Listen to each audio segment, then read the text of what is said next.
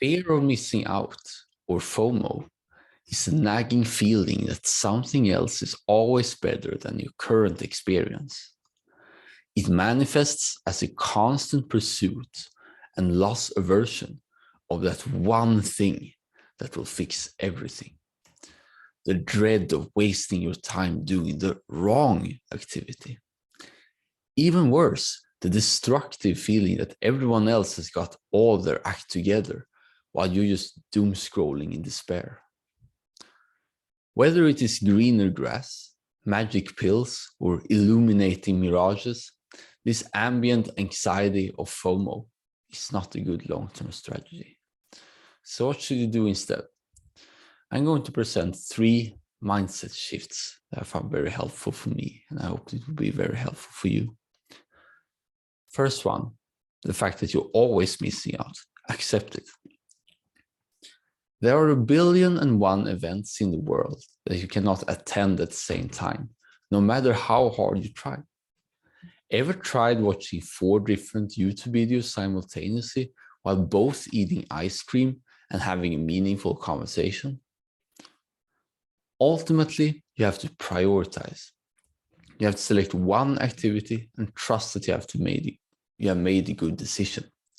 And if it was not, you should celebrate it since you got clear feedback on what you really like. You have to let go of the fantasies that all other options are 100% unquestionably great. Everything in life will be dull if you have too high expectations of everything and focus only on the flaws. But what if you're quote unquote wasting time after all? What if there is something better and you have not found it yet? So it comes to the second mindset shift, which is if you're not fully present, you're always wasting time. And this mindset shift was especially helpful for me, who often had a stressful feeling of potentially not doing what was absolutely the best. Wasting time while the clock is ticking, 1 more second from my life. But we have to define what wasting time means. I define it as not being fully aware in the moment. Compare that to the flow state, while you're fully present with maximum enjoyment and definitely making use of your time. We have to redirect the fear of wasting time to something more serving. Instead of thinking there is something better out there, we have to think, I am not fully here and now. Help, the precious seconds are slipping. Imagine that every second is a gift and you're just throwing them away without taking full advantage of them. Now is the best time you have. No, it is the only time you have. Either exploit it or lose it.